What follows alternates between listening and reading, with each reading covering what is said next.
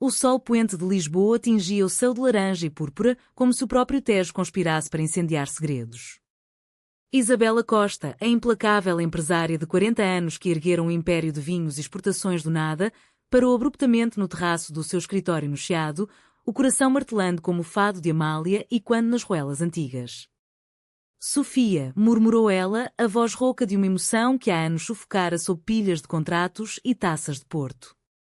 A secretária, de 28 anos, com olhos castanhos que pareciam carregar o peso do Atlântico, virou-se devagar, o bloco de notas escorregando de suas mãos. Eu não aguento mais fingir. Cada reunião, cada café que partilhamos no elevador. É você que me faz acordar de manhã, que me faz sonhar com um Portugal onde o amor não é um escândalo. As palavras saíram como um vinho envelhecido, denso e inevitável.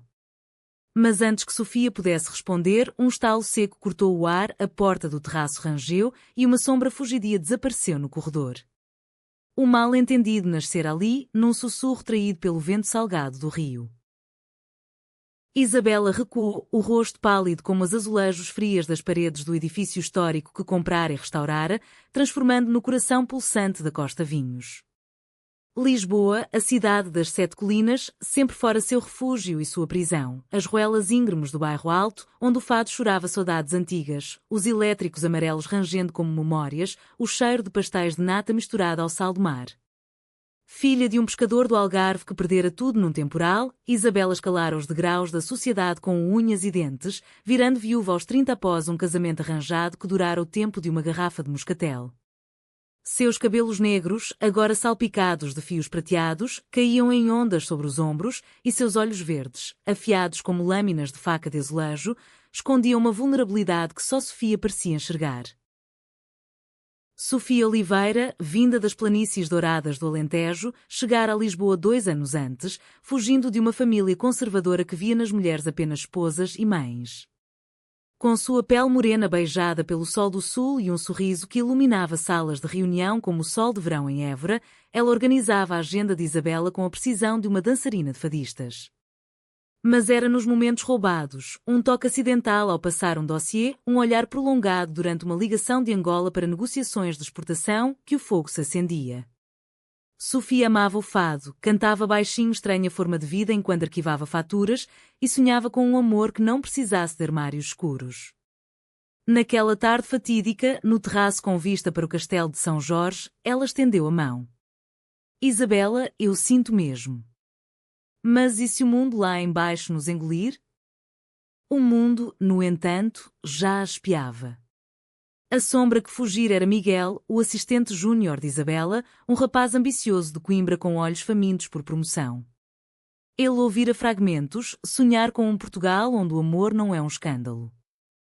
Em sua mente febril, distorceu as palavras num boato venenoso. Isabela, a rainha dos negócios, envolvida num triângulo amoroso com um fornecedor rival, traindo sua empresa por favores pessoais. Antes do anoitecer, o rumor serpenteava pelos cafés do Rocio, sussurrado entre executivos de ternos cinzentos e turistas com câmaras. No dia seguinte, o Correio da Manhã publicava uma nota velada: Império Costa em cheque, rumores de conflito interno ameaçam parcerias milionárias. Isabela leu o artigo no seu iPad, o café esfriando na xícara de porcelana azul e branca. Seu estômago revirou-se como as ondas do Tejo em maré alta. A crise irrompeu como um temporal de verão. Parceiros de França e Brasil cancelavam reuniões, acionistas, velhos amigos de família com raízes no Douro, exigiam explicações por e-mail. Isabela, sempre fortaleza, trancou-se no escritório, as paredes forradas de mapas antigos de rotas marítimas portuguesas, lembretes de um império que outrora navegara oceanos, mas agora fundava em fofocas mesquinhas. Sofia bateu à porta à meia-noite, carregando uma garrafa de vinho verde da região de vinho verde, gelado e ácido como o medo que as unia. Deixe-me ajudar, implorou ela, a voz tremendo como as cordas de uma viola de fado. Sentaram-se no chão, encostadas à secretária de mogno, bebendo direto do gargalo. Eu te amo, Sofia. Não por piedade, mas porque você me faz sentir viva, como se Lisboa fosse mais que tijolos e burocracia. Os lábios se roçaram num beijo tímido, salgado de lágrimas e vinho, sob a luz fraca de uma lâmpada que piscava como estrelas sobre o rio. Mas o mal-entendido crescia como era nas fachadas renascentistas. Miguel, sentindo o cheiro de oportunidade, vazara o segredo para um jornalista amigo, adicionando detalhes falsos. Isabela supostamente usara fundos da empresa para viagens românticas com uma amante misteriosa, comprometendo contratos com a União Europeia.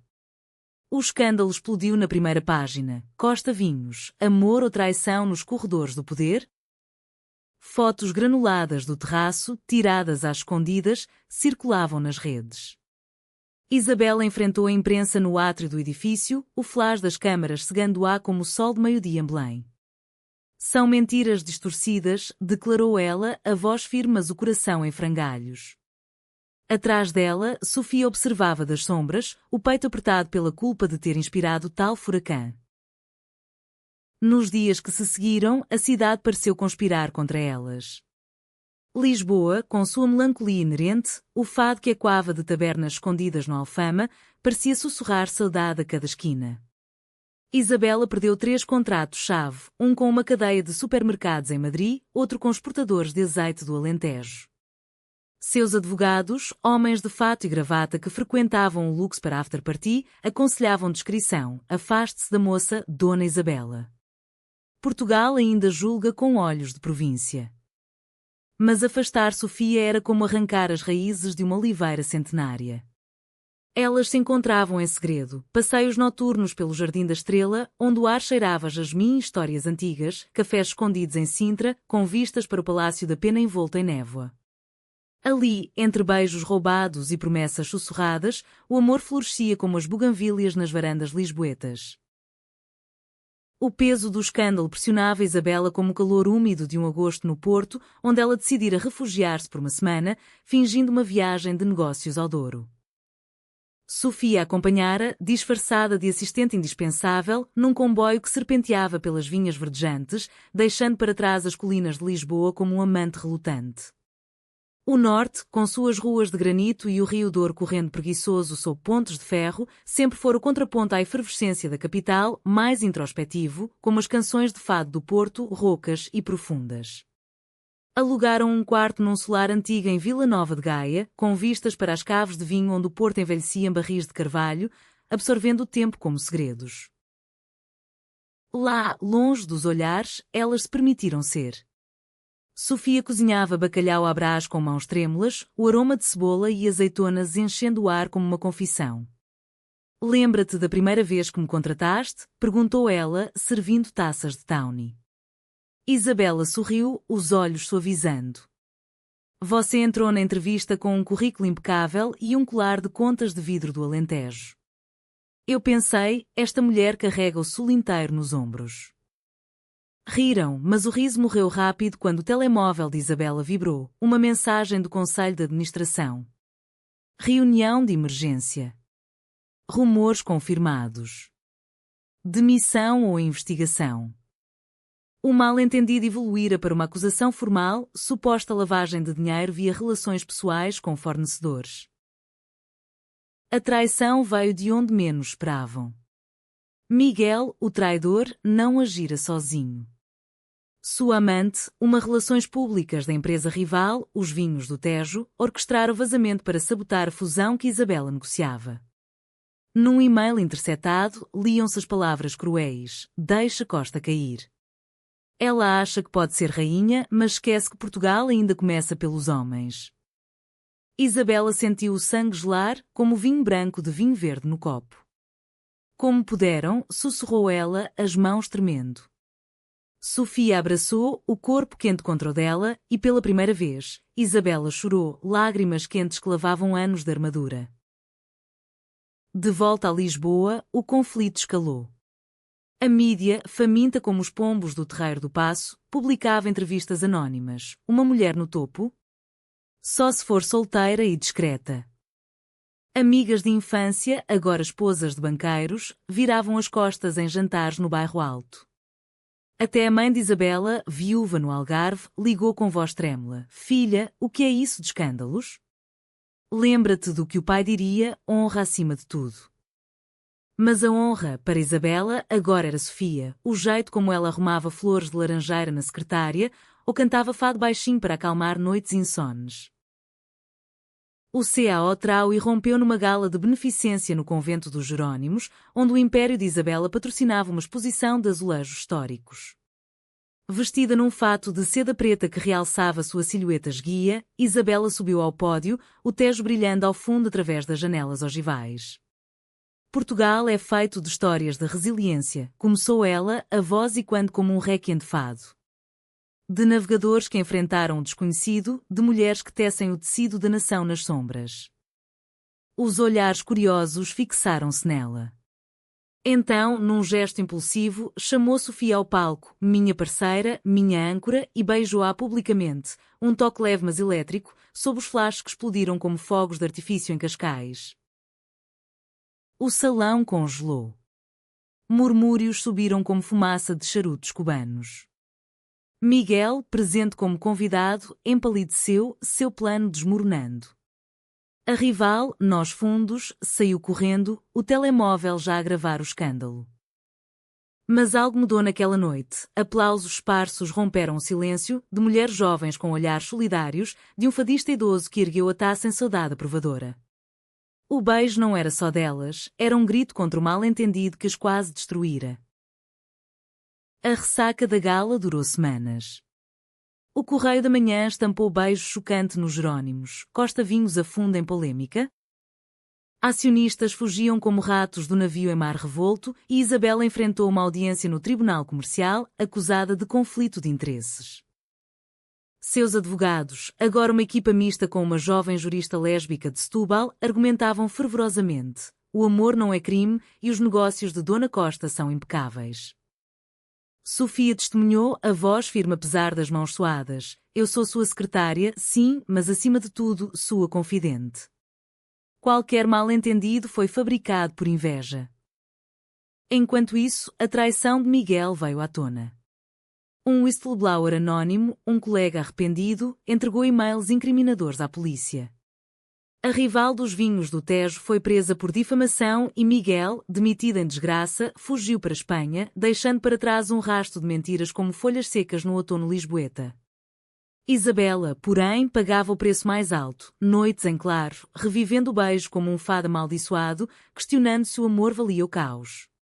E se eu te arrastar para o fundo, confidenciou a Sofia numa caminhada pelo aqueduto das águas livres, as arcadas antigas testemunhas mudas de segredos.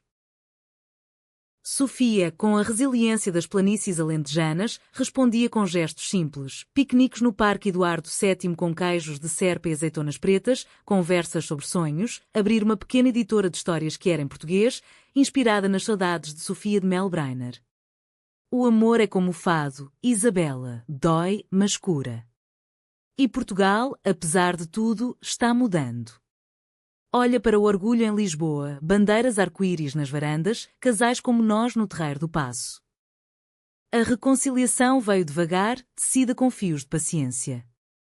Isabela visitou a família de Sofia no Alentejo, um fim de semana em Évora sob o sol escaldante, onde a mãe de Sofia, uma viúva de mãos calejadas de colher uvas, as recebeu com abraços e uma travessa de migas. O coração não mente, filhas, disse ela, os olhos úmidos como o orvalho matinal nas vinhas. Ali, entre ruínas romanas e capelas de ossos, Isabela sentiu as raízes se entrelaçarem, não mais sozinha contra o mundo, mas parte de uma tapeçaria maior. De volta à capital, o negócio renascia. Parceiros leais, tocados pela vulnerabilidade de Isabela, renegociaram contratos. Uma campanha viral, Amor Sem Escandalo, surgiu nas redes, com artistas de fado gravando canções dedicadas. Sofia, promovida a diretora executiva, trouxe frescor. Parcerias com vinícolas LGBTQ+, no Douro, rótulos com azulejos desenhados por artistas queer. O Império Costa não caíra, evoluíra, como vinho que fermenta para se tornar mais rico. Mas o conflito interno persistia. Isabela lutava com a sombra da traição, questionando lealdades em reuniões onde olhares ainda julgavam. Uma noite, após um jantar no Cais do Sodré, onde o fado ao vivo cantava de amores perdidos, ela confrontou Sofia. E se outro mal-entendido nos separar? Eu não suporto perder-te. Sofia, com lágrimas nos olhos, respondeu: então cantaremos nosso próprio fado, não de perda, mas de vitória. Elas dançaram ali, sob as luzes néon misturadas ao luar do Tejo, os corpos sincronizados como ondas em maré alta. O outono chegou a Lisboa com chuvas finas que lavavam as ruas de granito, deixando o ar fresco como uma garrafa de verde recém-aberta. Isabela e Sofia mudaram-se para um apartamento no Príncipe Real, um bairro boêmio com galerias de arte e livrarias escondidas, onde as paredes de azulejos contavam histórias de séculos passados.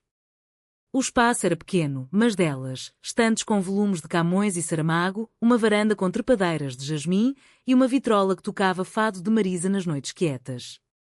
Ali, o amor se aprofundava não em paixões furiosas, mas em rituais diários, cafés partilhados ao amanhecer, mãos entrelaçadas em passeios pelo mirador da Senhor de Monte, onde a cidade se estendia como um mapa de saudades. Contudo, o escândalo deixara cicatrizes. Isabela recebia cartas anónimas, volta ao armário ou perca tudo. Uma ex-sócia, invejosa de sua ascensão, espalhava boatos em círculos empresariais de Cascais. Sofia, sensível como uma fadista, absorvia o veneno. Será que merecemos esta paz?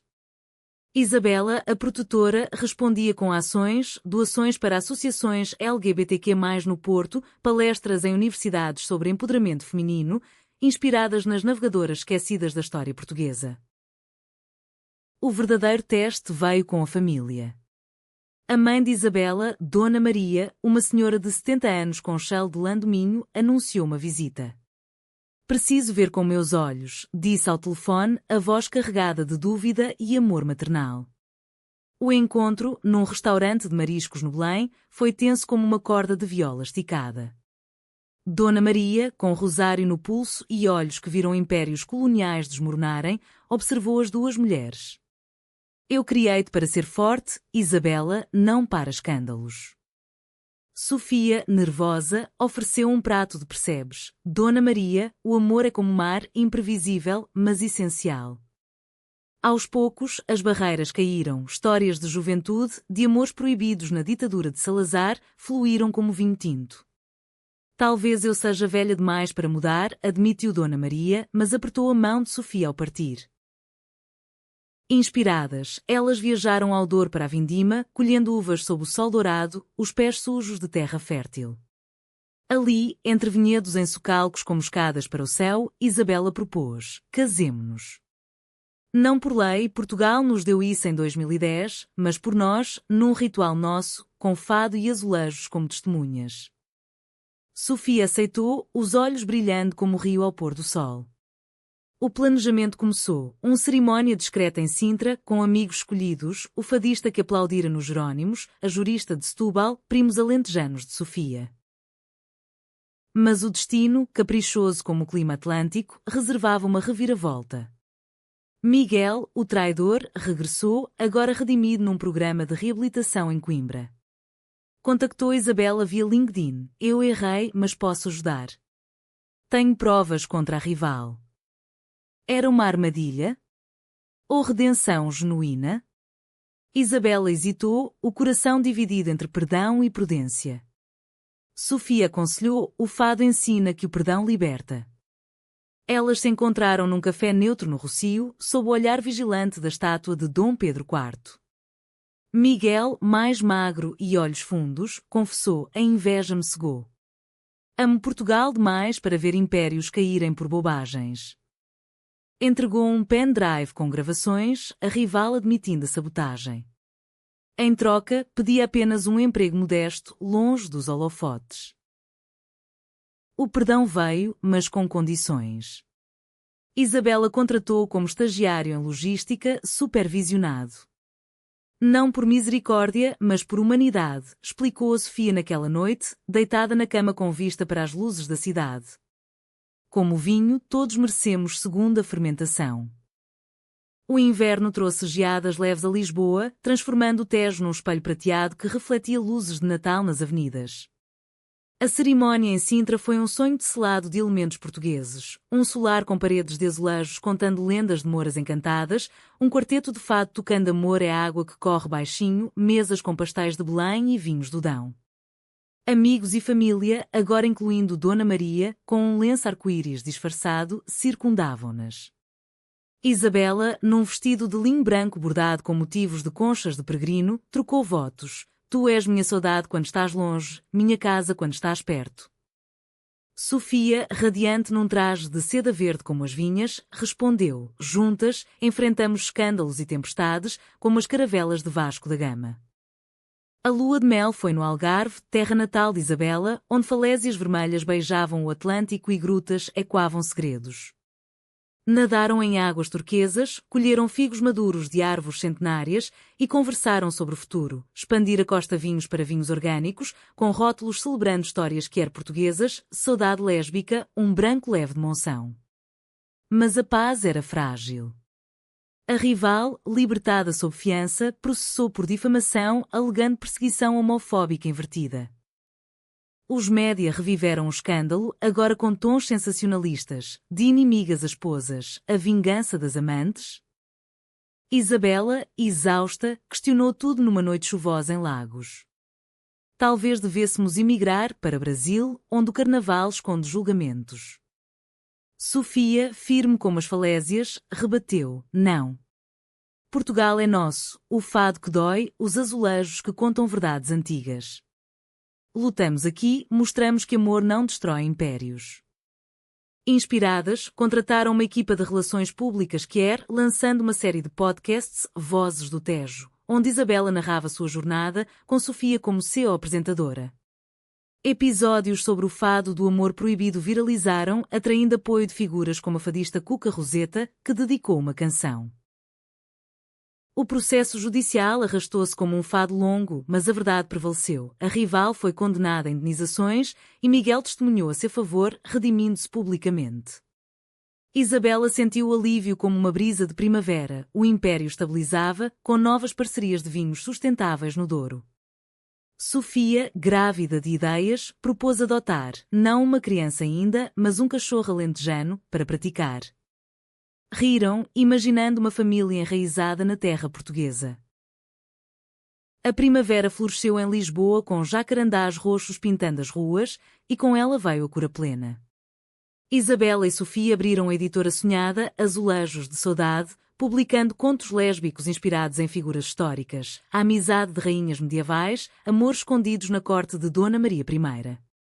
O primeiro lançamento, num evento no Lisboa Factory, atraiu multidões. Fadistas performando, azulejos personalizados como brindes, vinho verde fluindo como rios de aceitação. O conflito final veio de dentro. Isabela, assombrada por pesadelos de perda, confessou a Sofia uma traição antiga, um caso fugaz na juventude, com uma artista em Paris que a deixara com culpas eternas. Eu temo repetir erros, magoar-te como fui magoada. Sofia, com sabedoria além dos anos, respondeu: o passado é como vinho velho, apreciamos, mas não bebemos todo dia. O nosso amor é novo, fermentando devagar. Na terapia conjunta, num consultório com vista para o castelo, elas desenterraram raízes, a repressão da ditadura, o machismo enraizado na sociedade portuguesa. Emergiu mais fortes, como oliveiras após seca. O negócio prosperava. Costa Vinhos lançava uma linha Amor em cada gota, com lucros doados a abrigos LGBTQ+. Dona Maria, agora avó honorária, tricotava chales para netas futuras. Miguel, reformado, gerenciava uma pequena vinícola no Alentejo, enviando caixas de vinho como paz. O verão findou o ciclo com um festival no Tejo, fogos sobre o rio, fado e quando, bandeiras arco-íris tremulando. Isabela e Sofia, de mãos dadas no cais, olhavam o horizonte. Do mal-entendido ao milagre, murmurou Isabela. Portugal nos testou, mas não nos quebrou.